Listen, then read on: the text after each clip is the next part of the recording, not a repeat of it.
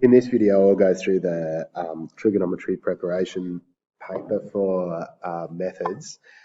I'll do this as one big long video, so if you want to skip forward to questions, just have a look in the description down the bottom and I'll put little time tags for you. But first of all, remember you'll have a formula sheet, which I've just chopped a bit out of up here, and you may want to go through and put in the degrees for yourself on it when you do the test. So I'd sort of be going, okay, well that was going to be 0 degrees, and this is going to be 90, and this is going to be 180. This is just a quick reference for myself later on. This one will be 270. This one will be 360. And then I know that the other ones are going to be 30, 45. I'm just going to use that just to speed myself up while I'm doing the test, okay?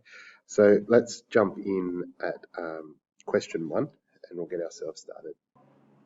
In question 1, we're going to be converting between degrees and radians.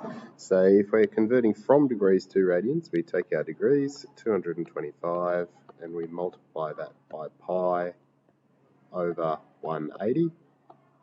So we don't get confused, I make this a fraction, and then it's just a simple top times top, bottom times bottom. So that becomes 225 pi over 180.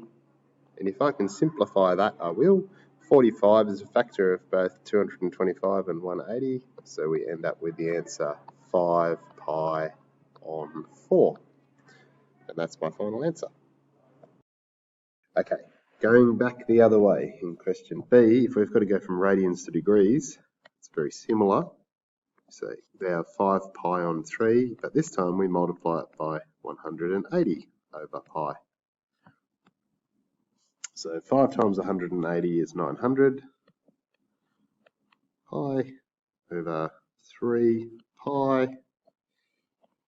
Pi's eliminate one another, and we end up with 300 degrees. Don't forget your degrees. Question 2, we're finding exact values. So here we are, we've got ourselves at sine 90. So if we draw that, on the unit circle, we've started here, and we've rotated to here through 90 degrees. And this point, if we write in the coordinates, is 0, 1. So we can actually see here that the answer is 1, okay? So this one will be 1. Now, you can also get that from this table, okay? So remember that here you go, sine 90, the answer is 1, okay? Next, we're going to have a look for cos 30. This one, a little bit different. So here, we're still in the first quadrant, and we've drawn our unit circle, but this time we've gone from here up to about, say, here, and we're looking for an exact value of this. Now, if we go up to our table, we can see that we've got cos 30 degrees, so it's root 3 on 2. Oops.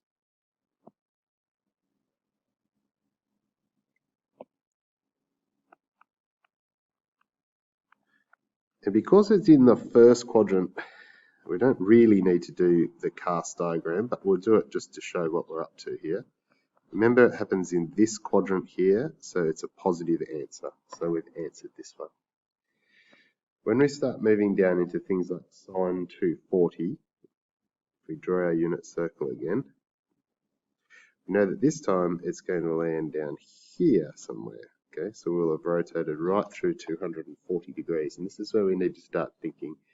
So here, this is really the same as sine 180 plus 60. Okay, so 60 becomes our reference angle. It's as though we are drawing it up here. Whoops, daisy. It's as though we are drawing it up here in the first quadrant. Okay, that's what we're thinking in the back of our minds. So we can say that that's going to be the same as sine 60 but I want to know whether that's going to be a positive or a negative answer. So I draw my cast diagram and I tick the quadrant that it's going to land in. That's the tan quadrant, so that means that we're going to get a negative answer, and now we're looking for what that answer is going to be. So we're going sine 60, the answer is root 3 on 2,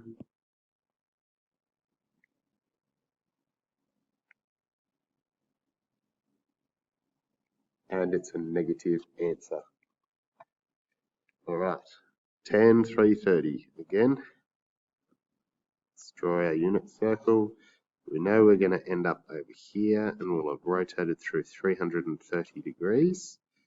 We can see that this is equivalent to tan 360 minus 30. So we're going to use tan 30 as our reference angle. I wonder if it will be positive or negative. We'll draw our cast diagram. Tick the quadrant that it lands in. It's the cos quadrant, so it's also going to be a negative answer. But now we'll go up and we'll have a look for tan 30 gives us root 3 on 3.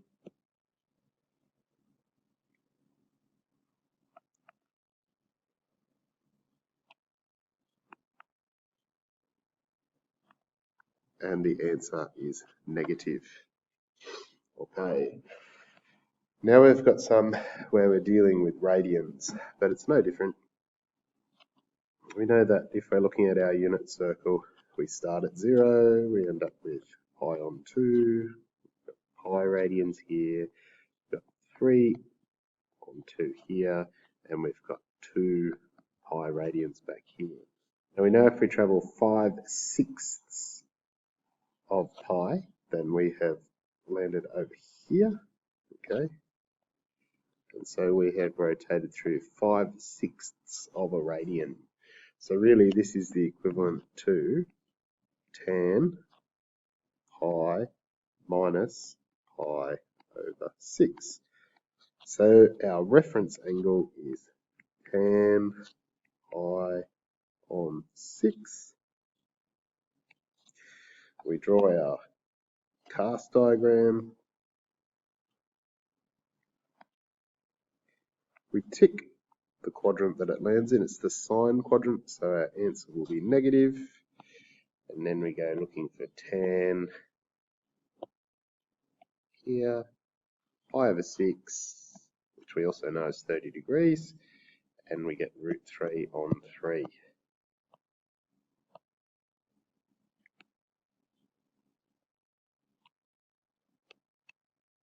Root 3 on 3, and that's a negative answer. Last one. Now we're looking at sine. We'll use blue for a change. We're going to draw our unit circle. We will have rotated through 7 quarters, so we'll land over here.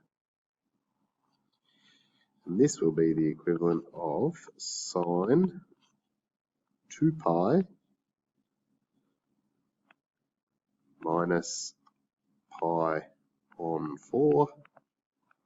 So our reference angle is sine pi on 4. Draw our cast diagram. Tick the quadrant that it'll land in. That's the cos quadrant, so that's going to give us a negative answer. So the answer will be, if we go up to our table, whoops, sine pi on 4, it'll be root 2 on 2.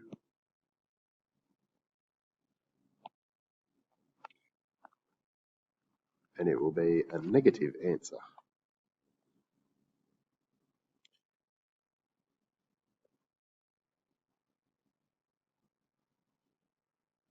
Question 3 wants us to find a value for x. Now it's going to be a number of degrees. You can tell that from this. It's giving you a domain between 0 and 360 degrees, unlike the next question, which is going to ask for it in radians. And so what we're doing is we're trying to find a reference angle to describe root 2 on 2. And we go back to our table up here. And what we're doing up here is we're scanning across the sine column here for where we find root 2 over 2, which happens here, okay? And we've made ourselves a note here that it was at 45 degrees. So we're going to use 45 as our reference angle. So we'll come back and make ourselves a note that we're going to use reference angle is 45 degrees. Now, the other thing that we're going to notice is that this is positive, okay? So next thing we do is we draw our cast diagram. And we are looking for all of the quadrants where we would have a positive answer. And that happens in the first quadrant and in the second quadrant. And so this is what we base our angles off. That means that X will either be 45 degrees, because we will only have travelled 45 degrees into here, okay, or X can also be 180 minus 45 degrees, because it could have also happened over here, okay. So that means that X is 45 and it's also 135 degrees. Question 4 has got a couple of parts to it. We're trying to solve X. We're trying to find out what X is, the value. This time it's going to want the answer in radians, because it's asking us for anywhere within the unit circle, so between 0 and 2 pi radians. So the first thing is it's in a bit of a format that we can't really deal with at the moment, so we're just going to transpose or move this formula around a little bit. So we'll take root 3 off both sides, and so we end up with 2 cos x equals negative root 3, and then we'll divide by 2 both sides, so that it's in the format cos x equals negative root 3 over 2. Now, this is a format that we can work with. So we're going to go hunting for a reference angle. So if we come back up to our formula sheet, we're crossing the cos column, and we're trying to find where we get the answer root 3 over 2, which happens here at pi on 6 radians. Remember, this time we're working in radians. So we come down and we make our reference angle is pi on 6. Now we go and draw ourselves another cast diagram. And I am looking for the quadrants where I'm going to get a negative cos value. So that is going to happen in quadrants 2 and 3. And so now what we need to do is we need to find out a value for x. So x is either going to be pi, because remember this is pi over here, okay, minus pi on 6. It could also be pi plus pi on 6. So the two values for x are 5 pi on 6, and the other one is 7 pi on 6. Question 5 looks a bit nasty, but it's really quite easy, okay? But what we need to do is we need to just think about this angle here relative to this angle here, okay? And if you have a close look, you'll realize that sine 38 degrees is really the same as sine 360 minus 38 degrees, okay?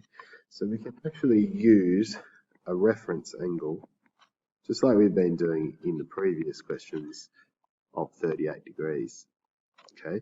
So that means that the answer to this is going to be either, okay, so sine 322 is going to be 0.616. We just have to work out whether or not it's going to be positive or negative in its answer, okay?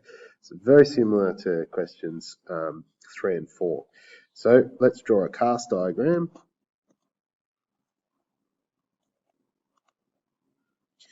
If we travel 322 degrees, we know that we're going to land somewhere over here, okay? We'll have travelled through that much. So that means that we're going to ultimately end up here in quadrant 4, and that's where cos is positive. So we understand that this answer will be negative. And that's solved. There's a couple of ways of answering question 6, but I like to use Pythagoras. So what I'm going to do is go up and attack the start of this question. I can see that sine theta is 0.7, but that's not a very usable format for me, so I'm going to change that into 7/10. So I'm just converting the decimal into a fraction. Try to ignore this bit, okay? All this is doing is it's telling you that the original angle has to be between 0 and 90. Otherwise, you could potentially find two different angles, and then there's no limit to the number of answers that you get. So the answer to the first part of this is, or the second part as well, is that the angle must be between 0 and 90 degrees, okay? Now, getting back to it, what you can do is you can draw a right angle triangle. You can pop theta down in the corner down there, and then using sine theta, we know that sine in SOHCAHTOA is opposite over hypotenuse, okay? So taking this rule here, the opposite will be 7, the hypotenuse will be 10. And so now I can find this, because this will help me find what cos theta is. So using the formula a squared equals c squared minus b squared, I've got that x squared equals 10 squared minus 7 squared, which is 100 minus 49. So if x squared is 51, that means that x is the square root of 51. Now, we're not being asked to find what sine theta is. We're being asked to give an exact value for what cos theta is. And cos here is the adjacent over the hypotenuse. So the exact answer to this is root 51 over 10. Okay, we're going to plot a sine graph here. So we need a couple of pieces of information from this. This is also our amplitude, which gives us this and this, okay? So straight away, we know that the amplitude is 2, which means that we mark on our y-axis 2 and minus 2. And we might just pop a y and an x on these axes before we go too far. The next piece of information that is useful to me is this number here. It says divide by 2, and that's going to affect the period, and it's also going to affect the 4 key events that are going to happen on this sine wave. So first of all, if it was a normal period, it would travel through 2 pi. Okay. Now it tells me up here to divide by 2, so instead I'm going to times by 2. Similarly, each of my key events, of which there are 4, if you divide 2 pi evenly into 4 parts, you'll get pi on 2 for each of those events. And I have to multiply that by 2 as well, okay?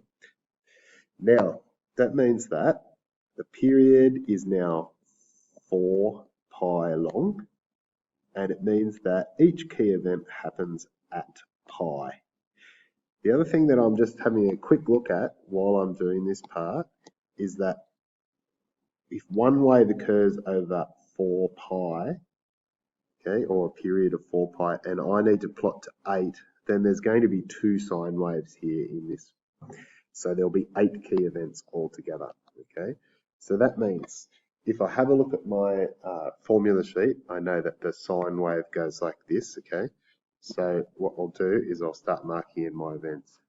Event number 1, event number 2, 3, 4, 5, 6, 7, 8. And then with a nice big arc, I'm going to come in and I'm going to draw my sine wave through these points.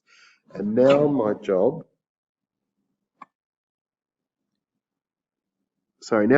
is to mark each of these key points. So the first one happened at pi 2. The second one happened at 2 pi. Next one happened at 3 pi minus 2. Remember, you don't have to mark these ones that fall immediately on the x-axis with their y value. So this is just 4 pi, then 5 pi, 2, 6 pi, 7 pi, minus 2, and 8 pi. I'll just tidy up that little 7 there.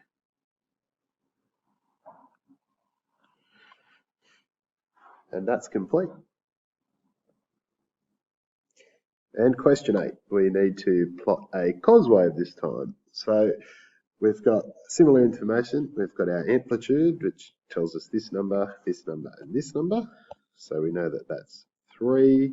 We're ignoring that it's negative at the moment. All that will do is reflect our wave, or turn it upside down, but we'll deal with that in a minute. And then we've also got this piece of information here. It says 2 times. So this time we'll divide by 2, remembering that a normal period occurs over 2 pi. So we're going to divide that by 2. And then a normal key event, which I'm just going to put as a key event there, like that, is pi divided by 2, and we're going to divide that by 2 as well. Okay, now I'll tidy this up a little bit for you so that you can see how I do this next bit. So this bit's easy. 2 pi divided by 2 is pi, but if you're asked to do pi over 2 divided by 2, remember, make this one a fraction and change the question to 2 on pi multiplied by 1 over 2, and what you'll end up with is pi over 4. And so your key events will occur at pi on 4. All right, so coming back up here, we've got to start to plot this. If I have got a period occurring over pi, so I'm reading that from here, okay, and I glance back up here at what they want, they only want it plotted from 0 to pi, so this time I only need to show one wave, okay. Ordinarily, remember with a cos wave, it would look like this, whoops, and then, done a terrible job of that, hang on. Ordinarily, it would look like this, but this one is negative, okay, and that's important. It's going to be reflected. It's going to go upside down. So we'll begin here instead, and then our 4 key events will occur here, here, here, and here, where it returns to its origin. So here we go, up and down. And now we need to go through and we need to label each of those points.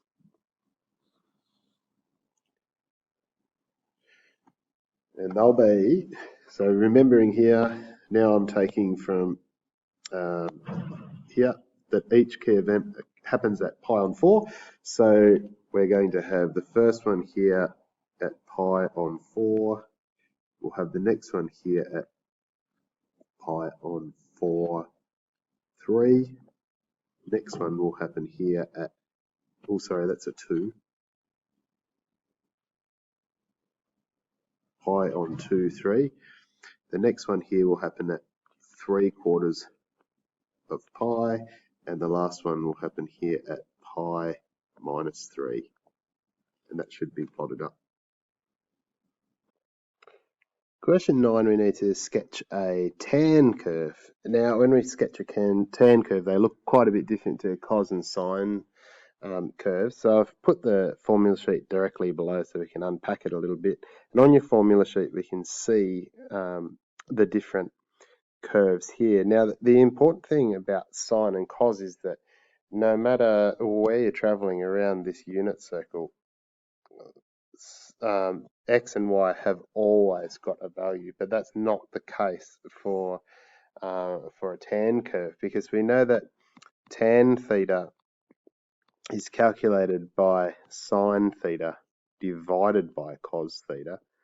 And if we have a look over here in the table, if we do 1 divided by 0, so this is up here when we've got x over 2, okay, if we use our cast diagram.